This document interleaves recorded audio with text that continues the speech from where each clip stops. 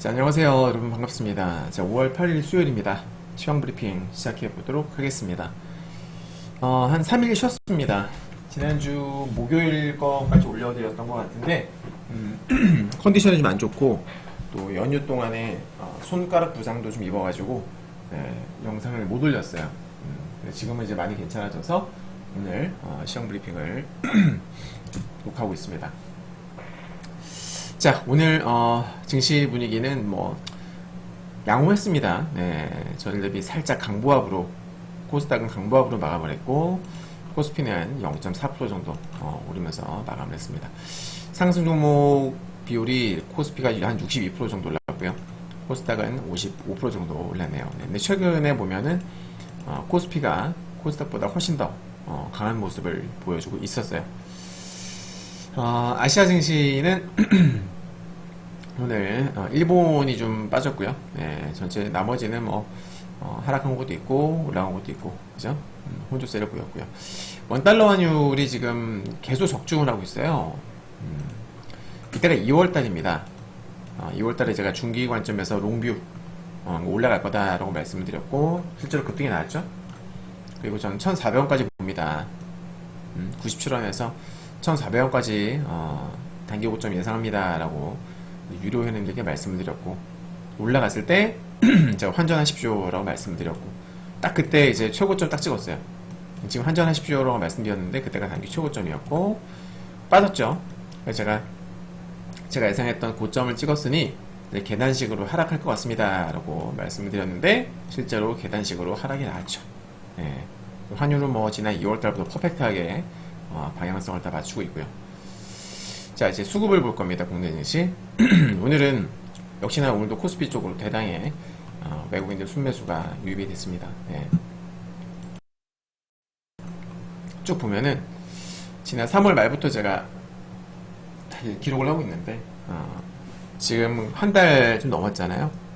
코스닥은 대부분 10%죠. 그죠? 빨간 게 즉 순매수가 별로 없어요. 순매수가 10번도 채 안 됩니다. 1번, 2번, 3번, 4번, 5번, 6번. 한 달이 넘는 시간 동안 순매수 들어온 게 고작 6번이에요. 수급이 진짜 안 좋죠. 반면에 코스피는 수급이 너무 좋습니다. 코스피는 이제 뭐 최근에도 보면 연달아서 그냥 7거래일 연속으로 계속 순매수가 유입이 되고 있다.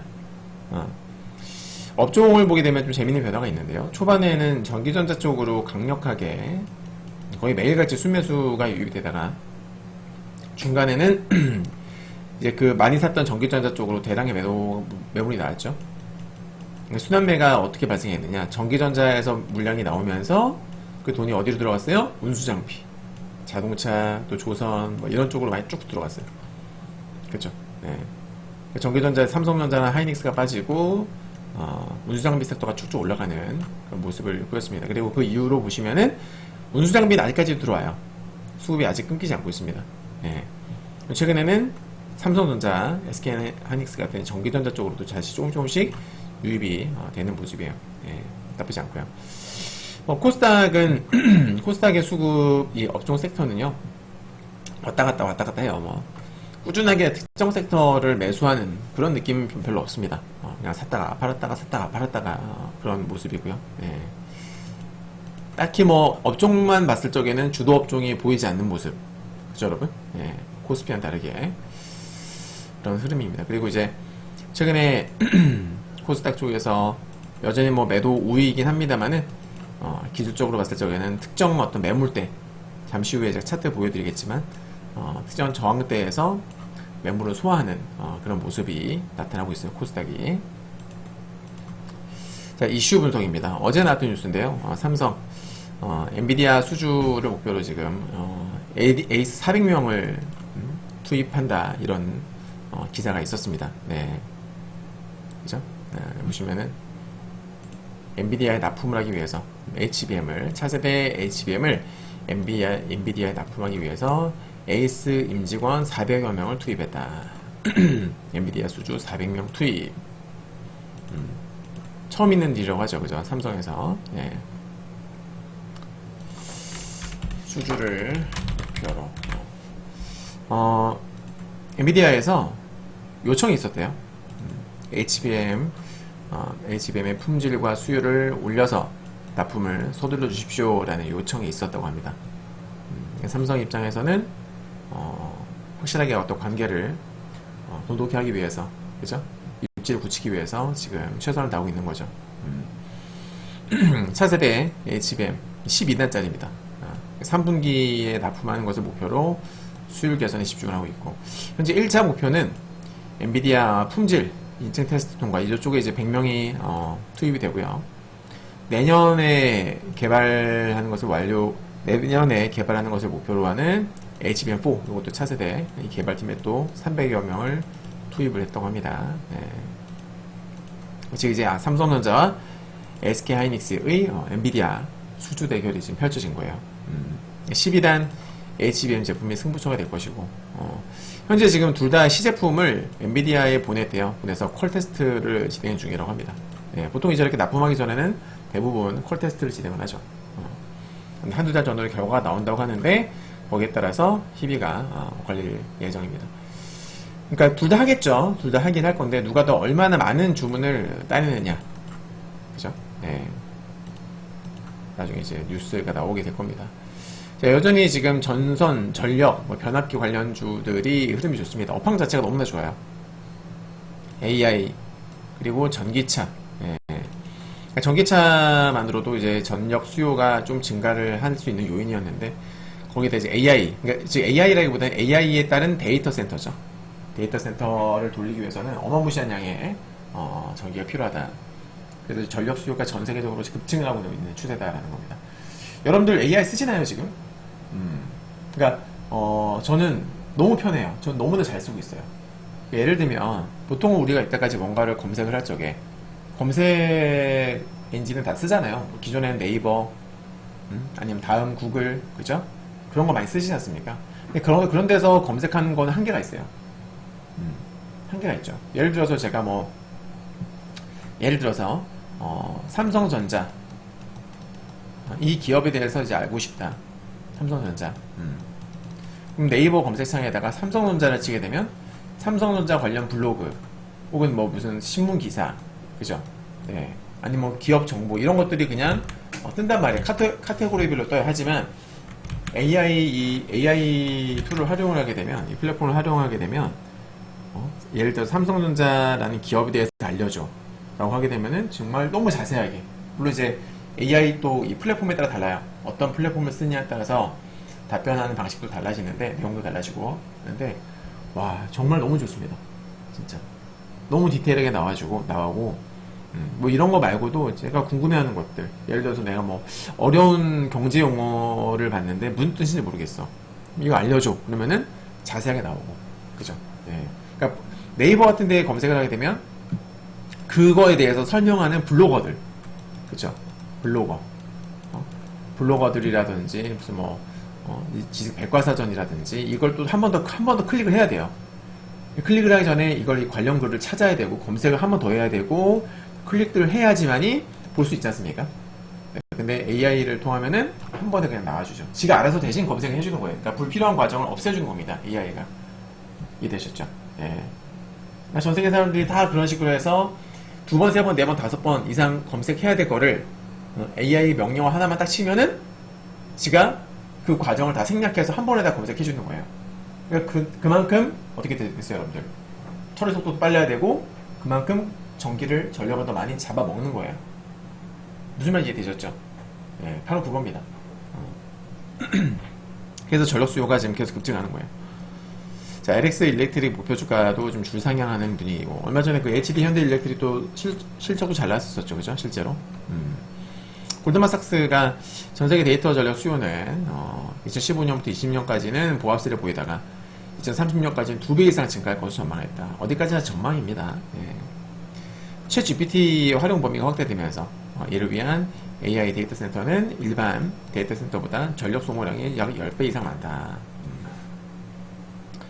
현재 변압기는 2026년도까지 수주 물량이 확보가 된 상태고, 또 이제 2027년도 물량까지도 추가적인 수주가 진행 중이라고 합니다. 그러니까 공급보다 지금 수요가 훨씬 더 많은 상황이다, 이 말입니다. 수출 브레이크 없네. 변압기 관련주는 여기. 아무튼 뭐 요즘 너무나 업황이 좋다라는 기사고요. 어제 나왔던 뉴스죠. 월가의 전설적인 헤지펀드 매니저입니다. 드러켄 밀러. 들어보신 분도 계실 텐데 이 사람이 연평균 30년 동안 연평균 수익률은 30%를 어마무시한 기록입니다. 정말. 그죠?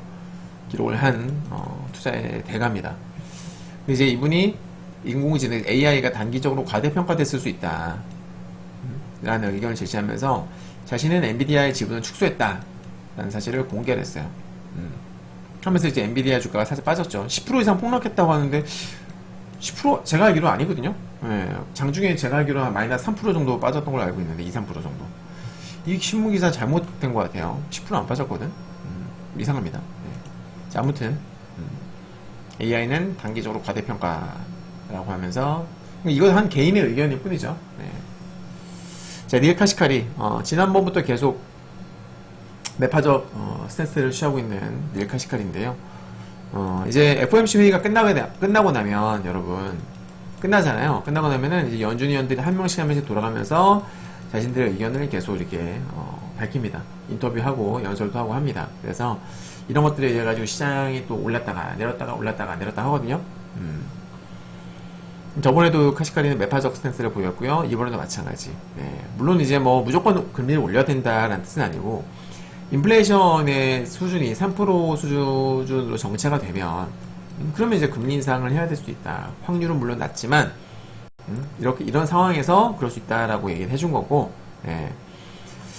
그리고 반대로 이제 인플레이션이 정말 다시 하락을 하거나 아니면은 파월의 말대로 노동시장이 약화가 되면은 완화되면은 금리 인하도 가능하다. 네. 그렇게 얘기한 거예요. 근데 이제 신문기사에는 막 금리 인상 이런 얘기만 나오죠. 자극적으로. 네. 그리고 인플레이션이 페드의 목표치인 2%를 향해서 다시 떨어지고 있다라는 어떤 그런 여러 가지 보고서를 확인해야 된다. 당연하죠. 네. 자, 국내 증시 뷰는요, 제가 살짝 이제 뷰를 바꾸려고 합니다, 이번에. 기존의 뷰는요, 제가 반등 시에 점진적으로 비중을 좀 줄이는 게 좋다. 왜? 그때까지만 하더라도 FOMC 회의 결과 전이었죠. 그죠? 예. 실제로 회의하기 전에는 매크로가 많이 안 좋아지고 있었고, 여러 연준위원들도 어때요? 도피시에서 호키시로, 그러니까 비둘기파에서 매파로 많이 변했었거든요. 변신을 했었단 말이에요. 그런 분위기에서 치러진 FOMC 회의였기 때문에 다들 긴장을 하고 있었어요. 저도 마찬가지고. 근데 다행히도 파월은 기존의 스탠스를 유지했죠. 그죠? 기존의 비둘기파적인 스탠스를 유지했다 이 말이에요. 네. 그거 말고도 또 이제 좋은 얘기들이 몇 개가 나왔다. 그죠? QT 양적인 축소라든지 때문에 저는 이제 이 사실을 확인했기 때문에 뷰를 다시 바꿉니다. 계단식 상승 가능성을 염두두자. 알겠죠? 그리고 파월의 발언도 되게 좀 중요했었는데 그 부분에 대해서는 잠시 후에 말씀드릴 거고 아무튼 목표가는 짧게 잡고 대응하는 게 좋다라고 말씀드렸었는데 실제로 저희 유로방 같은 경우에는 FOMC 회의 전에는 비중을 좀 줄였었어요. 비중을 줄였다가 다시 주식 비중 다시 좀 많이 늘려놨습니다. 예, 어제도 그제도 그제는 아니었고 어제 오늘 계속 매수했어요. 예, 지난주 금요일에도 매수했고 금요일에도 매수하고 화요일에도 매수하고 수요일에도 매수하고 꾸준히 매수하고 있습니다. 그래서 수익도 계속 나오고 있는데 아무튼 예, 지수가 좀 좋은 흐름 보여주고 있죠. 특히 코스피가요. 자, 그래서 저는 뭐다? 계단식 상승을 염두에 두자. 단 주의할 것이 있습니다. 뭐냐면은 지금 보고 계신 것은 코스피의 일봉 차트인데 추세선을 보시면 저번에 제가 여기서 이거 너무 위험하다고 말씀드렸을 때 4월달에 기억하시죠? 예. 수많은 정선들이 여기 겹쳐있기 때문에 정말 위험하다. 지금도 보시면은 자, 이 고점 여기 찍고 빠지고 돌파했다가 빠지고 그리고 여기를 딱 찍었잖아요. 그래서 위험하다. 역시나 금방이 나왔고 추세선이 하나만 있는 게 아니었죠. 요것도 있고 요것도 있죠. 요거랑 이었더니 딱 그죠. 그래서 여기 주가가 올라오더니만은 버티다가 한 2주 버텼나요? 급락을 했어요. 예. 자, 그리고 이제 주가가 여기까지 올라왔는데 조금만 더 올라가게 되면 여기입니다. 요거 그죠? 조금만 더 올라가면 더 올라가면 여기가 있어요. 어디까지 올라갈지 모르죠. 올라갈 수도 있고 못 올라가서 빠질 수 있습니다. 예. 근데 중요한 것은 지금 일봉상으로 봤을 적에 일봉으로도 또 월봉으로도 둘 다 볼린저 밴드 상단에 지금 위치했다라는 거예요. 상단 부근에. 쉬지 않고 올라왔어요 지금 코스피가. 그래서 기술적으로는 꽤나 부담스럽다. 저번에 제가 4월달에 여기 3월달 4월달에 이 월봉입니다. 코스피 볼린저 밴드 상단이기 때문에 여기서 추격 매수는 너무 위험할 수 있다. 조심해야 된다. 절대 욕심부리지 마라. 그리고서 실제로 4월달에 급락이 나왔죠. 맞죠? 근데 지금 또 올라왔거든요. 네, 물론 좋은 거예요. 네, 약한 애들은 이렇게 안 올라옵니다.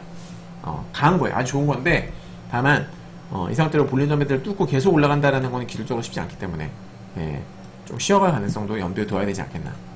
그런 상황이고요. 코스닥 같은 경우에는 얘도 마찬가지로 좀 보시면은 여기 추세선 있죠? 고점 쭉 이었어요. 여기 또 고점 이어지죠. 그리고 지금 이게 여기입니다. 그죠? 네. 그리고 이게 지난번 여기 고점이기도 합니다. 고점 딱 만나는 자리예요. 그리고 여기가 저항대라고. 저항대다 보니까 쉽게 돌파를 해야 못해요? 쉽게 못하는 겁니다. 네. 그래서 보통 이제 저항대를 넘어가는 여러 가지 패턴이 있겠습니다만은 흔히 볼 수 있는 게 뭐냐면 이게 저항대라고 칠게요. 자, 처음에 매물 소화 한번 이제 똑똑 두드려 보는 거예요. 똑똑 나 들어가도 되니? 안 돼. 여기서 아예 그냥 마음이 돌아버린 애들은 그냥 멀리 가버려요. 근데 미련이 남은 애들은 또 두드립니다. 나 그래도 한번 들어가 볼래. 안 돼. 들어갈래. 안 돼. 에이, 그러지 말고. 계속 이렇게 두드리는 애들이 있어요. 이런 애들은 뭐 하는 거냐면 매물을 소화하는 과정. 매물 소화. 계속. 알겠죠, 여러분? 네. 이렇게 하다가 나중에는 넘어가는 그런 케이스. 아니면은 뭐 여러 번 근데 너무나 여러 번 계속 하다가 보면은 어때요? 힘이 약해져서 다시 급락을 할 수도 있는 거예요. 네.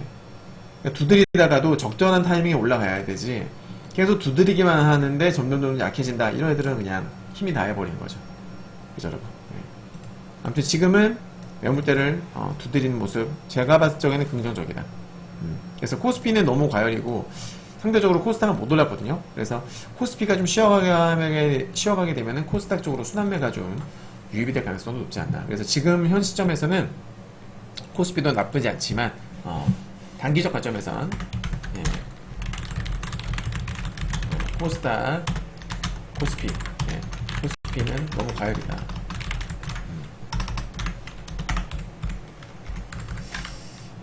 점에서 힘맞추기 가능성 염두, 그죠? 네, 그러니까 코스 피해서 코스닥 쪽으로 순환매가 살짝 돌 가능성도 염두에 두어야 되지 않을까, 개인적으로는 이렇게 생각을 하고 있습니다. 네, 참고하시고요. 자, 미진신 부정입니다. Fear and Greed 인덱스인데요. 지수가 지금 꽤 올랐단 말이에요. 보십시오. S&P 500인데요. 급락하기 전 가격대까지 올라왔어요. 지난 3월달, 4월달에 이때는 Fear and Greed 인덱스가 그리드 아니면은 익스트림 그리드였단 말이에요.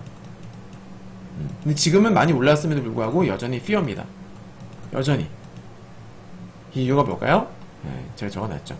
이 Fear and Greed 인덱스를 측정하는 기준이 되는 여러 가지 항목들이 있는데 그 중에서 이렇게 스톡 프라이스 스트렝스라는 항목이 있는데 이게 뭐냐면은 여기 있는 거 이걸 해석을 해보면요, 이걸 해석을 해보면 뭐냐면 이렇게 나와요. 그러니까 이제 52주 신고가를 기록한 종목들도 있을 것이고 반대로 52주 신저가를 기록한 종목들도 있을 거 아닙니까? 이 비율을 나타내는 겁니다. 좀 전에 말씀드린 게. 근데 그게 지금 어때요? 스톡 프라이스 인덱스 이 스트렝스가 지금 이게 익스트림 피어 단계다. 그러니까 즉 무슨 말이냐면은 신고가를 달성을 한 애들보다 지금 52주 신저가를 달성한 애들이 훨씬 더 많다. 급등한 애보다 급락한 애들이 훨씬 많다. 그래서 얘가 지금 익스트림 피어다 보니까 전체적으로 이 피어 앤 그리드 인덱스도 피어로 나타나는 거예요. 이해되셨죠? 그러니까 가는 놈들만 가고 M7 중심으로 해서 가는 놈들만 가고 전체적으로 많이 빠졌다라는 거죠. 이해되셨죠, 여러분들? 자, 이벤트 매크로 보겠습니다. 10년물 국채금리는 지난주에 고용지표 발표하면서부터요 완전 안정됐습니다. 4.7%, 4.7%도 넘고 아주 좀 위험한 그런 상황에서 최근에 많이 안정이 됐고요. 페드워치 이 금리 인하 전망도 지난주 FOMC 발표 전까지만 하더라도 1회였었잖아요. 되게 좀 안 좋았었는데 이제 고용지표가 아주 좋게 나오면서 다시 2회로 살짝 올라왔어요.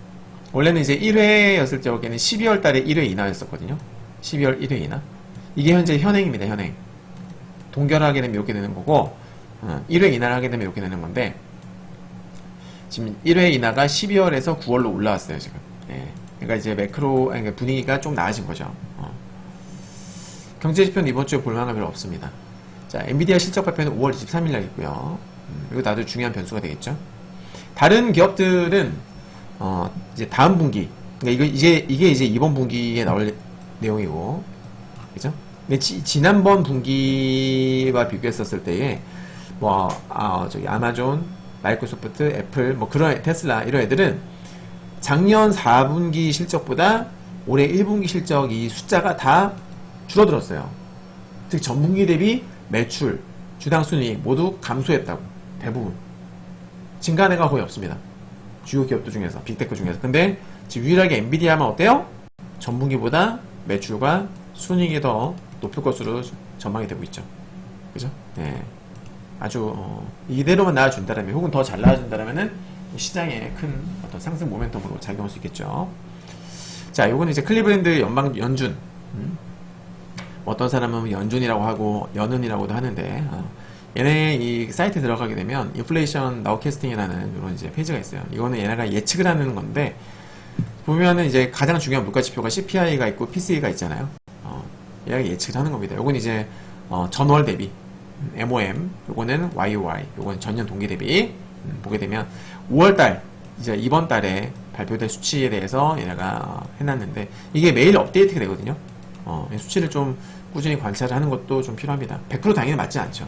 당연히 맞진 않는데 대충 어느 정도는 신뢰도가 좀 높은 편이긴 합니다. 현재 이제 CPI가 다음 주에 발표가 되는데, CPI는 어때요? 지금 MOM 기준으로는 0.14, 코어는 0.3, 그죠? 이 정도 증가할 것으로 나타나고 있고, YOY 같은 경우에는 전년 동기 대비는 3.56, 코어는 3.50 이렇게 나타나고 있습니다. 네. 그거 이제 계속 매일같이 좀 체크를 해볼 필요가 있어요. 자, 매크로. 제가 계속 말씀드렸던 부분인데, 구리는 여전히 상승 랠리가 장난이 아닙니다. 구리. 예. 당연히 물가지수에 부담이 될 수 있는 부분이고, CPI가 4회 연속 컨센서스 상회를 했었었는데, 과연 이번 달에 나올 CPI는 어떨지, 5회 연속이 될지, 아니면은 처음으로 다시 정말 오랜만에 컨센서스 하회가 나올지 지켜봐야 되겠고요. PCE 같은 경우에는 지난번에 처음으로 첫 컨센서스 상회가 나왔거든요. 당연히 부정적이죠. 당연히. 만약에 이번에도 컨센서스 상회가 나오게 되면 이건 좀 문제가 있는 거예요. 왜냐면은 연속성을 띠게 되면 문제가 있는 거죠. 그죠? 네. 그래서 이번에 지표 정말 중요합니다. 말씀드렸던 대로 일부 연준위원들이 매파적 발언을 해왔던 분위기고, 이제 다시 FOMC가 끝났기 때문에 연준위원들이 계속 인터뷰를 할 거예요. 여기에 따라서 시장이 오를 수도 있고 떨어질 수도 있다. 자, 미증시 분석 보겠습니다. 3월 달에는 제가 반등시 숏뷰를 말씀드렸고 적중을 했고, 4월 달에도 숏뷰였었고 적중했고, 60일선 깬다 적중했고, 나스닥 급락했을 때 120에서 있다 했을 때 찐바닥 찍었다, 롱뷰 본다, 이것도 적중했습니다. 퍼펙트였었죠. 그래서 우리 4월 달에 숏으로도 먹고 롱으로도 먹고 아주 큰 수익을 올릴 수가 있었습니다. 그리고 나스닥 21선 돌파한다, 이것도 적중을 했습니다. 퍼펙트였었죠. 네. 물론 저 또한 신이 아니기 때문에 매번 100%다 맞출 수는 없겠습니다만은, 예전부터 제 시황이라든지 이런 거 꾸준히 트래킹 하신 분들은 아실 거예요. 적중률이 매우 높다라는 점을 아실 겁니다. 네. 자, 그래서 우리 해외 선물, 요건 이제 이 공식 리딩 기록이죠. 네. 이거는 1배수입니다. 1배수. 무슨 말이냐면, 제가 롱 한 계약을 매수하세요 라고 하게 되면은, 한 계약을 매수하시는, 두 계약 매수하세요. 그럼 두 계약 매수하는 분들 기준인 거죠. 네. 이제 투자 자산이 커서 2배수 적용하시는 분도 계시고, 3배수 혹은 10배수 그 이상도 적용하는 분들이 계시는데 그렇게 되면 여기 수익금에 곱하기를 하시면 됩니다. 그 배수만큼. 이해되셨죠? 네. 그래서 요거는 1배수 적용 기준으로 지금 누적이 294% 수익이 나오고 있는 거예요. 언제부터? 2022년 10월부터죠. 예. 그래서 1년하고도 지금 1년 7개월인가요? 1년 7개월째죠. 1년 7개월째 누적 294%다. 대단하죠. 예. 자, 그리고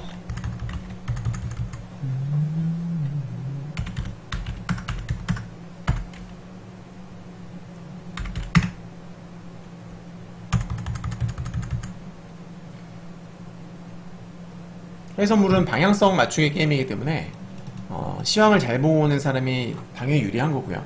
승률 또한 당연히 올라갑니다. 저는 뭐 단순히 그냥 그저 그렇고 그런 차트 분석이 아니라 짝대기 짝짝짝 긋고서 올라간다 떨어진다가 아니에요. 저는 패턴, 사례 분석을 하죠. 네. 최근에 보여줬던 어떤 기술적인 특징들, 패턴을 분석을 해서 과거 사례를 찾아요. 과거 사례를 찾아가지고 비슷한 사례들을 찾아가지고 오를 확률이 높은지 하락할 확률이 높은지를 분석을 한 다음에 그 다음에 배팅을 한 스타일입니다. 그러다 보니까 매우 높은 확률이 나오고 거기다가 덤으로 매크로 분석까지 해드린다. 4월달은 완벽했던 거죠. 매크로상으로도 쇼뷰였었고 기술적 분석으로도 쇼뷰였었으니까 제대로 적중을 했던 케이스입니다. 자, 기존의 제 뷰는 5월달 반등시 쇼뷰였었어요. 그죠? 하락시 롱뷰고 반등시 쇼뷰였었는데 하락시 롱뷰는 맞죠. 적중을 했죠. 근데 이제 지금은 관망 살짝 저는 아직은 숏이 남아있어요. 그러니까 지난번까지 FOMC 회의 전까지는 숏뷰를 저는 90% 이상 봤다면, 예를 들어서 90 이상 정도 제가 확신하고 있었다면 지금은 한 60 정도 보고 있습니다. 네, 좀 애매해졌어요. 말씀드렸다시피 FOMC 회의 결과 그리고 고용지표, 네, 이런 것들 때문에 조금 애매해졌습니다. 숏뷰가. 그래서 지금 살짝 관망 모드로 말씀드리겠고, 근데 좀 재밌는 게 뭐냐면, 사실 지난주 금요일날 지표, 그러니까 좋게 나오긴 했어요. 정말 좋게 나오긴 했는데 한 번 좋게 나온 거잖아요. 그죠? 너무 퍼펙트하게 나왔었거든요. 금리 인하하기 너무나 좋은 환경으로 지표가 발표가 됐는데, 말씀드렸다시피 한 번이지 않습니까? 이게 연속성 2주, 3주, 그러니까 2개월, 3개월, 4개월 연속적으로 나온 게 아니란 말이에요. 네. 그러니까 최근 한 3개월 이상, 자, 3, 4개월 동안 고용지표도 사실 많이 안 좋았고요. 비농업 고용 안 좋았었고, CPI는 4번 연속 컨센서스 상위였었고, 심지어 PCE도 진짜 오랜만에 컨센 상해가 나왔고, 여러모로 안 좋은 환경이었는데 금요일날, 지난 금요일날 지표 한번 좋게 나왔다고 막 급등을 하고 있어. 그래서 제가 봤을 때는 조금 설레발이 아닌가. 다시 강조드리지만은 연속성이 중요한 거죠. 파월도, 페드 연준위원들도 지표 하나 보고서 판단하지 않아요. 할 수도 없고. 그죠? 한번 지표 잘 나왔다고 해가지고, 야, 금리 인하다! 금리 인상이다! 이렇게 얘기 못 합니다. 예. 추세를 보면서, 추이를 보면서 판단하는 거지 않습니까? 근데 지금 시장의 반응은 저는 솔직히 조금 염려스럽습니다. 예. 너무 오버하는 거 아닌가 싶어가지고. 예. 자, 지난번에 제가 여기 써놨는데, 파월은 알고 있었다. 자, 기준금리 인하 요건으로 원래는 이때까지는 물가 목표 20%만을 제시했었던 파월입니다. 근데 갑자기 지난번 FOMC 회의에서 처음으로 고용시장 둔화를 추가한 거죠. 고용시장이, 즉 노동시장이 예상과 다르게 둔화되는 모습을 보이면은 금리 인하 가능하다. 그죠? 네. 그랬더니, 근데 이 다음날 뭐가 있었어요? 이 다음날 비농업 고용이 발표된 날이었다고. 그래서 그때 좀 이상했어요. 야, 다음날, 제가 회원님들께도 말씀드렸는데, 왠지 다음날 이 고용지표 관련해서 알고 있는 거 아닌가 살짝 의심이 됩니다. 그랬는데 역시나 알고 있었다. 너무 잘 나왔던 거죠. 파월은 미리 들어서 알고 있었던 거예요. 그럴 확률이 높죠. 어디까지는 뇌피셜이긴 합니다만은, 보시면은, 자, 실업률이 높아지면 당연히 금리 인하하기 좋은 환경이 될 것이고, 그리고 비농업 고용 지수, 거의 4개월 연속에도 컨센서스 상회했던 지표예요. 근데 갑자기 전월보다도 낮아졌고 컨센보다도 낮게 나죠. 너무 잘 나왔어요. 그죠? 예. 그리고 시간당 평균 임금, 이거 당연히 낮아져야 좋은 거죠. 물가랑 연관되는 거니까요. 네. 이것도 너무 잘 나온 거예요. 그죠, 여러분? 그리고 비제조업, ISM, 서비스업 지수죠. ISM 서비스업 구매자 지수, PMI 지수, 요것도 50 언더로 떨어졌죠. 50 위로 올라가면 경기 확장, 50 밑으로 떨어지면 경기 위축. 참고로 미국은 제조업보다 서비스업, 비제조업, 서비스업 비중이 훨씬 더 높습니다. 그죠? 훨씬 높죠, 훨씬. 그래서 이게 되게 중요한 거예요. 그래서 전체적으로 보게 되면은 뭐였어요, 여러분들? 물가를, 금리를 떨어뜨리기 너무 좋은 조건. 그죠? 그러니까 노동시장도 서서히 완화가 되고 있고, 경기도 경기도 위축이 되는 어떤 그런 흐름.